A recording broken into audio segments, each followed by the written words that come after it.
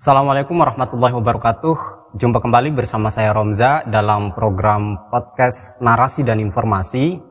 Kali ini kami mengundang komisioner KPU Kabupaten Nganjuk. Kita akan membahas spesial tentang pembentukan badan ad hoc yang nampaknya juga sudah ditunggu-tunggu oleh banyak orang begitu. Sebelumnya terima kasih Pak Aris ya, atas waktu yang sudah diberikan, atau Pak Aris sudah berkenan untuk menghadiri undangan kami di tengah kesibukan Pak Aris begitu. Kita kalau langsung ngobrol soal pembentukan badan ad hoc begitu ya Pak ya. Menyebutnya badan ad hoc begitu nggih. Badan ad hoc. Ya. Nah, untuk sejauh ini persiapannya kira-kira sudah sejauh mana? Iya, terima kasih Mas Romza. Yep. Terkait dengan persiapan pembentukan badan ad hoc, ya badan ad hoc itu PPK, PPS ya, gambaran kita seperti itu. Yang pertama kita sudah mengidentifikasi kebutuhan di seluruh Kabupaten Nganjuk. Dan badan ad hoc PPK khususnya dibutuhkan 5 setiap kecamatan. Ya. Jadi kalau ada 20 kecamatan berarti kan ada 100 kebutuhan badan ad hoc di Kabupaten PPK. 100 orang ya? Ya, 100 orang. Ya, sampai saat ini kita yang pertama berkoordinasi dengan pihak-pihak terkait. Ya, di samping itu juga kita melakukan sosialisasi di media terkait dengan pembentukan badan ad hoc. Itu persiapan untuk saat ini. Jadi KPU sudah mulai siap-siap ya. Kalau bocorannya kira-kira kapan pelaksanaannya itu sudah ada jadwalnya atau bagaimana Pak? Ya, untuk saat ini kita masih menunggu juknis daripada pembentukan badan ad hoc ini. Jadi untuk kapannya ya kita masih menunggu. Ya. Iya. Karena tidak bisa kabupaten kota itu kemudian memutuskan sendiri gitu ya. Harus nunggu juknis dari KPU RI begitu kan. Betul. Kalau yang sudah ada barangkali yang bisa diketahui oleh publik, oleh masyarakat begitu Pak, tentang pembentukan badan ad hoc ini, mungkin dari sisi apanya nih yang sudah bisa disosialisasikan begitu? Oh ya, terkait dengan badan ad hoc ini yang perlu diketahui oleh masyarakat umum mungkin yang berminat, yaitu tentang aplikasi atau cara pendaftaran di badan ad hoc ini dengan menggunakan secara online.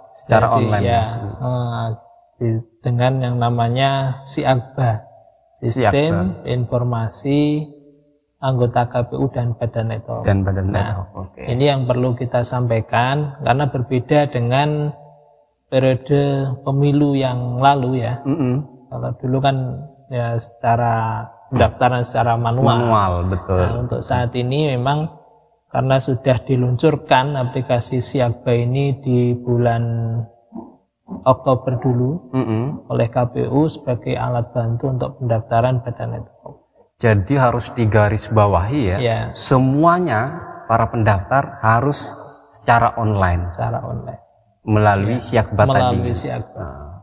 Jadi nggak bisa nih hanya bawa berkas datang ke KPU mau daftar begitu, nggak boleh. Harus masuk ke sistem dulu begitu ya Pak ya. Bisa daftar ke KPU ketika sudah diumumkan waktu jadwal pendaftarannya, bisa ke KPU. Nah, kalau memang tidak bisa menggunakan aplikasi itu nanti akan diarahkan.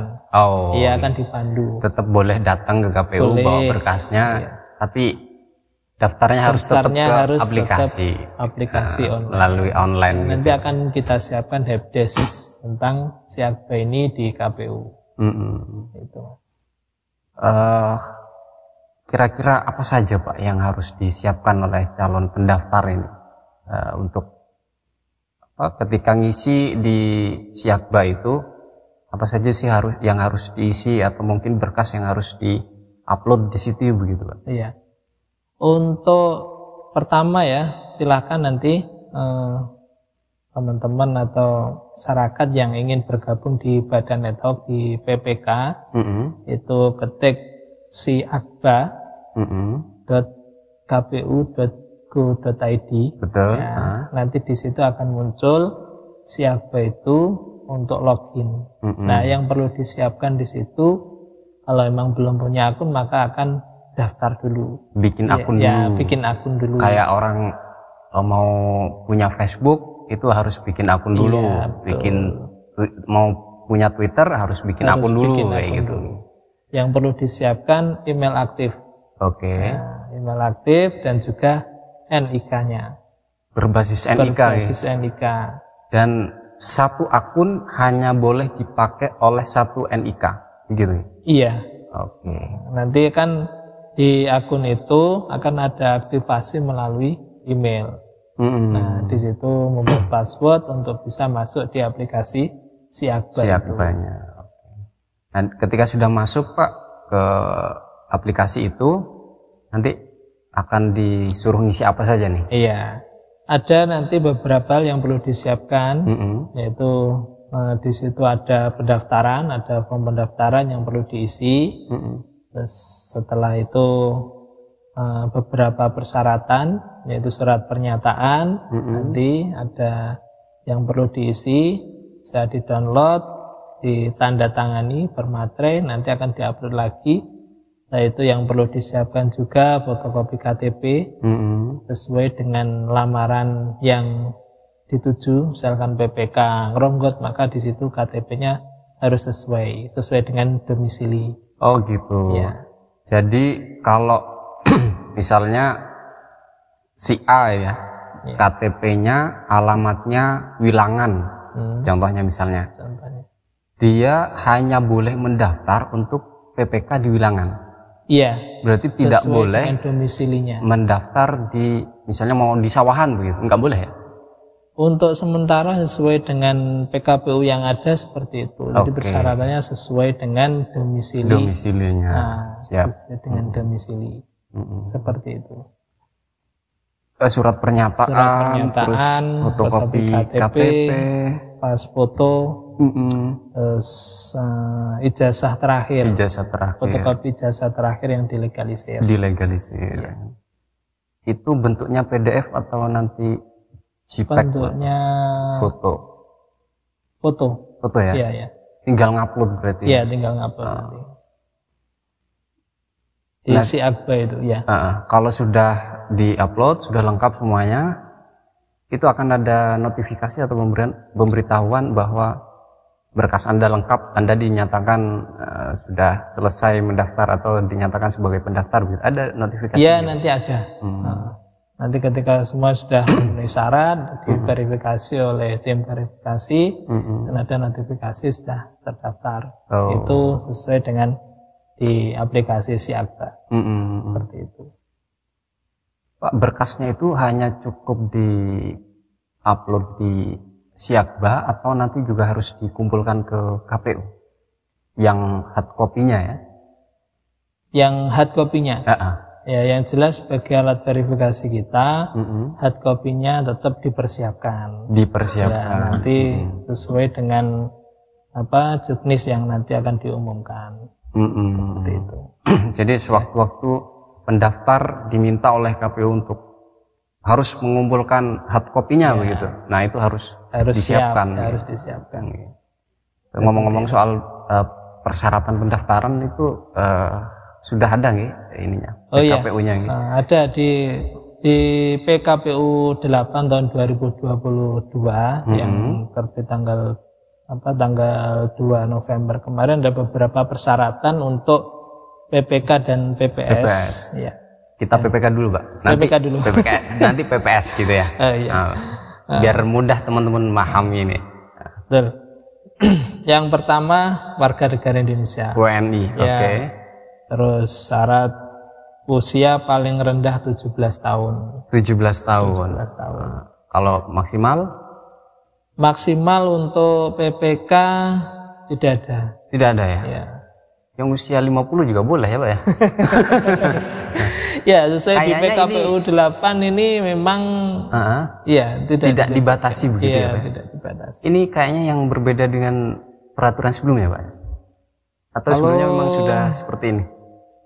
Yang sebelumnya kalau pilkada ya, pilkada waktu pandemi itu ada batasan. Ada batasan. 50 Intinya kalau yang pemilu ini tidak ada batasan ya? Iya. Sesuai dengan PKPU 8 ini ya. Siap. Yang baru kita terima. Siap. Itu tidak ada batasan. Oke. Cuman jadi yang PPK ya, yang PPK, ada mempertimbangkan rentan usia 17 sampai 55 itu di KPPS. KPPS nanti ya? Di KPPS. Ini harapannya. PPK ini. Iya, ini masih PPK. Jadi yang berminat untuk ke PPK, yang penting sudah 17 tahun. Iya, syarat minimal 17 tahun. Setelah itu Pak, apa lagi itu? Ya, setia pada Pancasila. Oke. Dan Undang-Undang Dasar Negara Republik Indonesia tahun 1945, jelas ya itu. Oke. Terus mempunyai integritas pribadi yang kuat, jujur dan adil. Ya, ini sebagai dasar kita. Dan tidak menjadi anggota partai politik. Nggak boleh ya. Jelas ini nggak kalau boleh. Sudah menjadi anggota partai politik, masa jadi penyelenggara begitu ya Pak? Nah itu pasti akan diverifikasi sama KPU ya. Iya. Ketika mendaftar, kalau NIK-nya ini tercantum di Sipol, maka nggak boleh daftar. Iya. Jadi seperti itu. Jadi teman-teman yang bisa cek NIK-nya ya. Mungkin yang merasa tidak pernah gabung di partai politik, itu bisa klik di info pemilu. Masukkan NIK-nya tercantum di partai politik atau tidak. Kalau misalkan dia tercantum di partai politik, segera mengunggah tanggapan masyarakat. Seperti itu melalui itu info pemilu di aplikasi itu. Atau bisa datang ke KPU, ke kantor KPU. Ya, nanti akan diarahkan bagaimana untuk misalkan buat surat pernyataan bahwa bukan anggota partai politik. Oke. Nanti akan diklarifikasi di sana. Berarti ini harus teman-teman kalau ada minat begitu ya Pak ya? Iya. Mulai sekarang sudah dicek itu. Iya. Nicknya aman nggak ini? Atau mungkin juga ya bukan hanya yang berminat di BPK, semua saja. Semua penyelenggara. Iya, semua PPK, saja. PPS, nanti KPPS juga begitu ya Pak? Ya mungkin pegawai negeri kan juga bisa.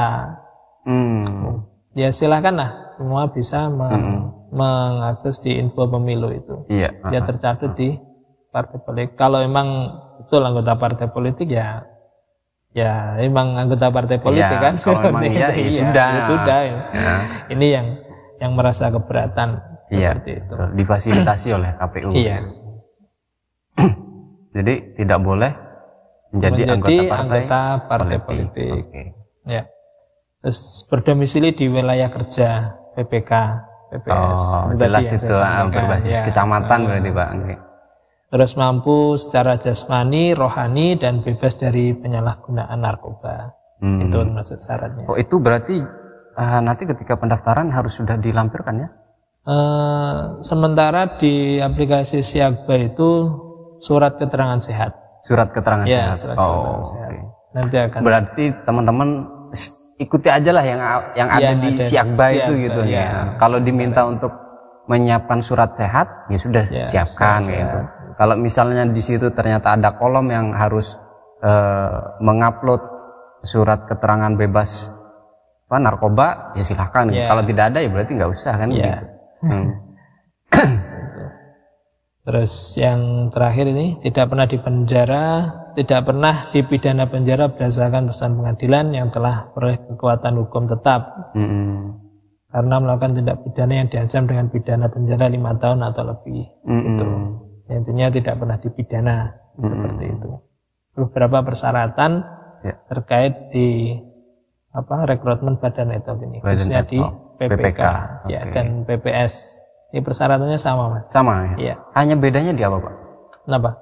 untuk PPK dan PPS? Untuk PPK, PPS, kalau PPK kan di kecamatan, PPS di tingkat desa. Ya. Untuk persyaratannya tidak ada perbedaan. Tidak ada perbedaan. Yang ada perbedaan di KPPS itu KPPS tadi memperhatikan rentan umur 17 sampai dengan 55 tahun. Nah, kalau mau di KPPS kalau sudah di atas 55 dipertimbangkan. Sebenarnya tidak dilarang juga ya, Pak ya? Ya sesuai di PKPU seperti itu. Gitu. Mempertimbangkan. Ya batasnya 55 lah. Karena emang ya mengacu beberapa kejadian di pemilu sebelumnya sebagai evaluasi. Jadi ini yang harus diperhatikan oleh teman-teman yang berminat untuk menjadi badan ad hoc baik PPK, PPS maupun KPPS gitu ya Pak ya. Persyaratan-persyaratan ini. Tadi ada setia kepada Pancasila dan NKRI serta Undang-Undang Dasar 1945. Kayak gitu itu harus dibuktikan dengan pernyataan bermaterai surat gitu ya. Pernyataan. Ya. Bermaterai. Iya. Surat pernyataan bermaterai yang itu nanti di-download di Siaga itu. Ditandatangani bermaterai nanti di-upload lagi. Ini untuk persyaratan tadi ya Pak ya? Iya, untuk persyaratan. Hanya perbedaan dengan kalau PPK dan PPS sudah tidak ada perbedaan ya? Iya. Nah, hanya di KPPS di saja. KPPS. Soal yang sudah pernah menjadi PPK 2 periode itu boleh mendaftar lagi atau enggak? Untuk saat ini berdasarkan PKPU ini tidak ada larangan untuk mendaftar lagi ya. Ya sambil kita menunggu aturan yang lebih detail. Ya. Untuk saat ini tidak ada larangan untuk yang 2 periode. Iya. Jadi boleh gitu ya? Iya, silahkan untuk teman-teman yang untuk bersiap-siap untuk mendaftar. Silahkan. Jadi walaupun sudah 2 kali itu tidak dibatasi gitu. Soalnya sempat ada yang bertanya begitu Pak. Teman-teman kalau kita sudah 2 kali PPK kabarnya tidak boleh daftar lagi. Ya, kalau saya yang ditanya kan bukan kewenangan saya untuk menjawab gitu ya. Nah kebetulan ini sudah ada petunjuk dari KPU. Sementara tidak ada larangan untuk 2 periode. Ya memang berbeda sih. Ya kalau di periode yang pemilu 2019 memang ada untuk larangan itu. Dan untuk saat ini di PKPU 8 ini sebagai dasar kita pembentukan badan ad hoc dan tata kerja badan ad hoc ini persyaratannya tidak ada untuk periodisasi. Yang membedakan antara rekrutmen tahun 2019 dengan 2024 ini. Ya, pemilu 2024. Ya. Itu salah satunya itu ya Pak. Selain tadi usia. Ya. Terus kemudian periodisasi ini. Siap. Berarti itu juga perbedaan dengan sebelumnya. Iya. Ada lagi Pak yang berbeda dengan sebelumnya? Kayaknya sama. Semua ya, semuanya sama. Ya cuman dasar kita sampai saat ini untuk sosialisasi, untuk publikasi ya terkait dengan persyaratan ini sesuai dengan PKPU 8 tahun 2022. Siap. Nah, terkait dengan waktu itu nanti kita masih menunggu dari KPU RI terkait dengan pembentukan badan ad hoc ini. Siap. Nah, nanti akan diumumkan secara resminya ya, sesuai dengan petunjuk. Atau sudah ada bocoran kira-kira kapan begitu? Belum Mas. Siap. Iya. Jadi harap bersabar lah gitu ya. Bersabar lah. Tapi kira-kira tidak lama? Ya mudah-mudahan tidak lama. Mudah-mudahan tidak lama. Karena emang kita tahapannya sudah berjalan. Ya banyak yang perlu kita persiapkan dan juga kita membutuhkan badan ad hoc di tingkat kecamatan ini. Yang bertanya-tanya sangat banyak. Iya.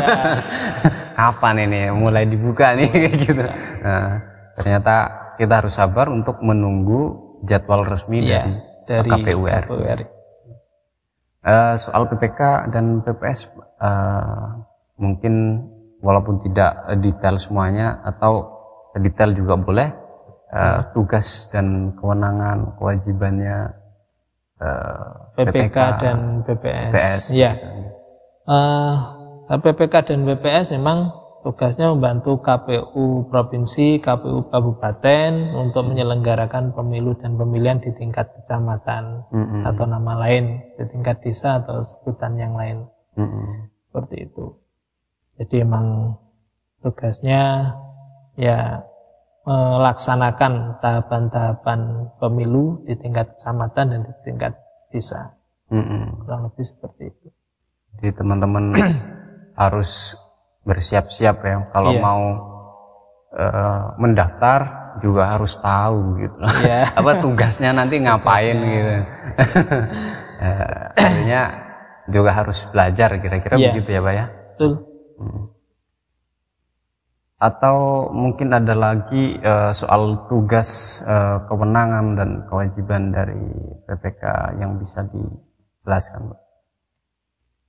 Ya, di samping melaksanakan tugas daripada KPU provinsi, KPU kabupaten, juga melaksanakan tahapan-tahapan tadi ya. Iya. Ya, yang jelas kan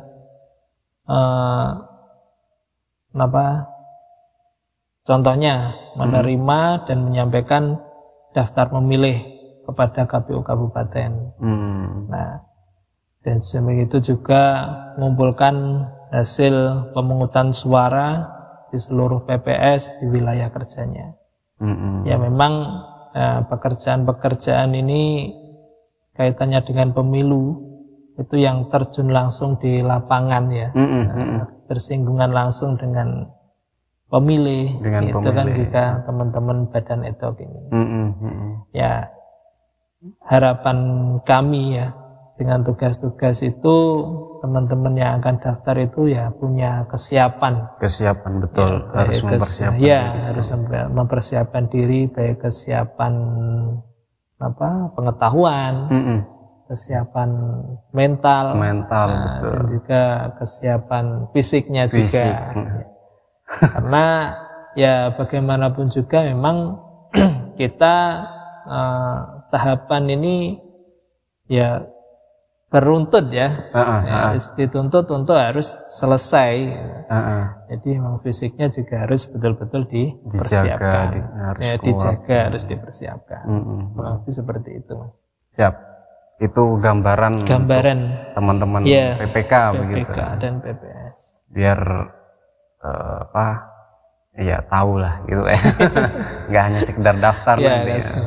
Nah, soalnya nanti kalau nggak tahu apa yang mau dikerjakan gitu tugasnya, kasihan KPU nanti. Iya.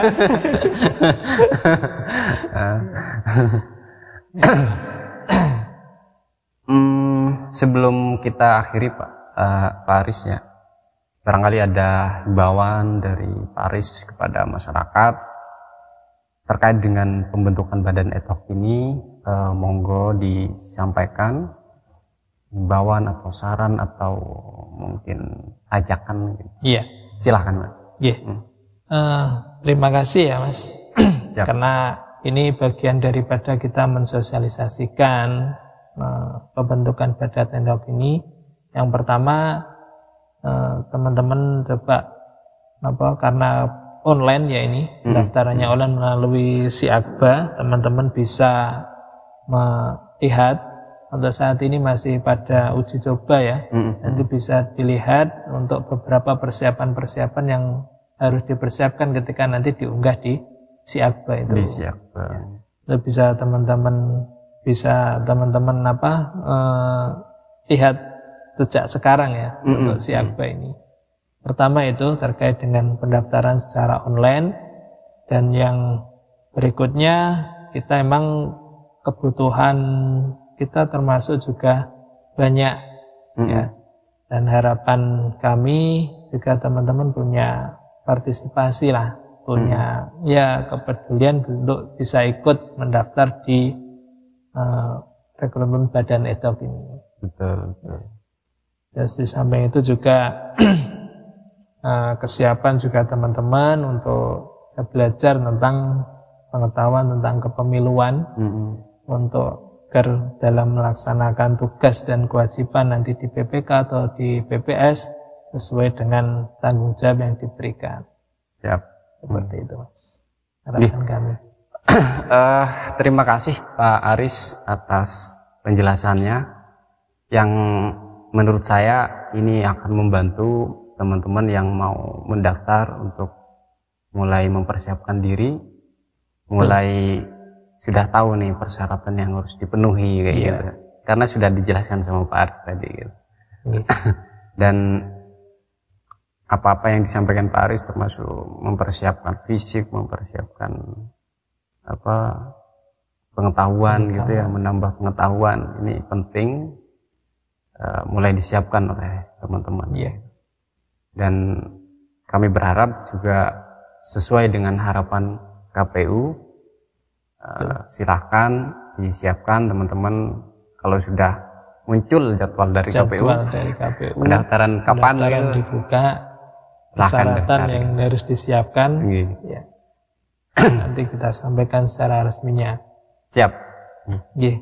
Terima kasih banyak Aris. Sama-sama. Mohon maaf kalau ada salah-salah kata. Sama-sama. Mohon maaf kalau mengganggu waktunya. Terima kasih. Tidak apa-apa Mas. Ya, teman-teman pemirsa, penonton Narasi dan Informasi atau Nadi Media, kami ingatkan untuk terus tonton konten-konten dari Nadi Media yang kami pastikan kami menyajikan narasi yang edukatif dan inspiratif serta informasi yang anti hoax. Saya akhiri, Assalamualaikum warahmatullahi wabarakatuh.